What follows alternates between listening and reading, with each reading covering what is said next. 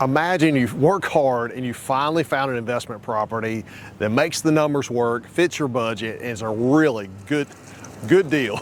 And then right after you close on it, you learn you've got to evict the tenants and do a full rehab. Because once you get those tenants out, man, you open up Pandora's box of like what all's wrong inside the property.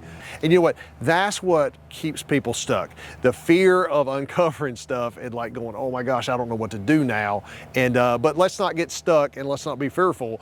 Let's move through using the confidence that good mentorship can provide. And you know, that's what happened to one of our clients. But thankfully, she has a system. She's using our system, she's using our framework, and she's using our mentorship to walk through this process, and we're helping them through every step.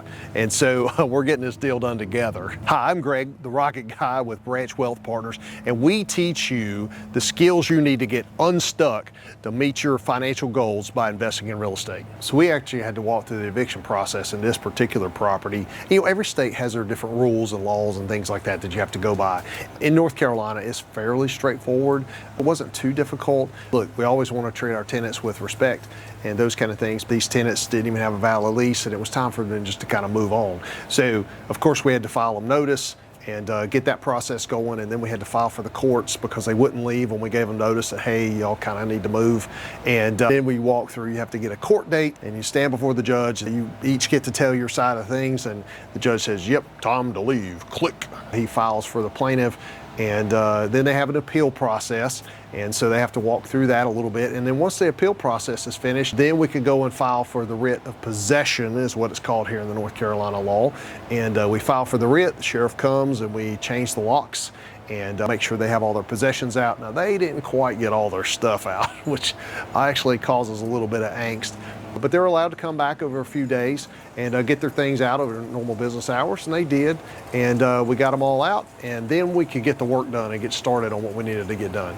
So let's go inside and see what's going on in here. Woo boy, all right. So this place smelled like cat, okay? And anytime it smells like cat, I say it smells like money because there's nothing better than a little bit of animal smell to kind of keep the price down. But hey, look, we were able to get in here and get all the carpets ripped out, get the place sprayed with primer, and that kind of seals the stank, okay? Get the stank out of here. And of course, getting all their stuff out and everything, get it all cleaned out and trashed out, really made a huge difference. And so we're gonna go in here and clean up and get it nicely painted, get new flooring down, new kitchen cabinets and appliances and all that kind of stuff. It's gonna be a real nice place for somebody to live in. It's gonna be a 1-bedroom, 1-bath with a nice little living room, cute little fireplace, those kind of things. So it's gonna be a nice place for somebody to live one day. We just gotta get there, but one day at a time. So in these older homes, you normally find a lot of cool stuff. And one of the things we found in here was an old cast iron tub, and man, that's a little stout. So gotta be careful, don't hurt yourself. This property is gonna take a little bit of money to get this thing done. We've got a lot of upgrades and things we wanna take care of. My guess is it's probably gonna deal with somewhere around an order of $60,000 by the time we finish with cabinets and those kind of things.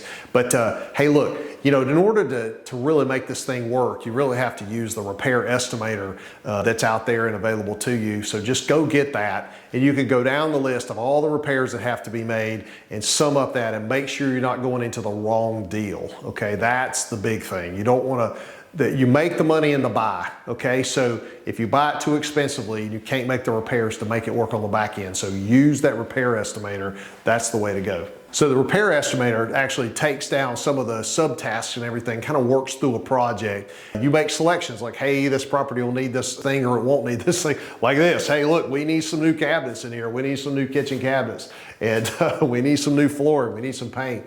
We need some light fixtures and those kind of things. You just go down and you mark the things that you need. It's going to total it all up for you and go, oh, at the end, we used to argue all the time, surely it can't cost that much to do that. And you're like, well, that's what the sheet says. So I don't know what to tell you. 1 and 1 equals 2. So you add it all up there together. It has to be 2. You can't argue with the number.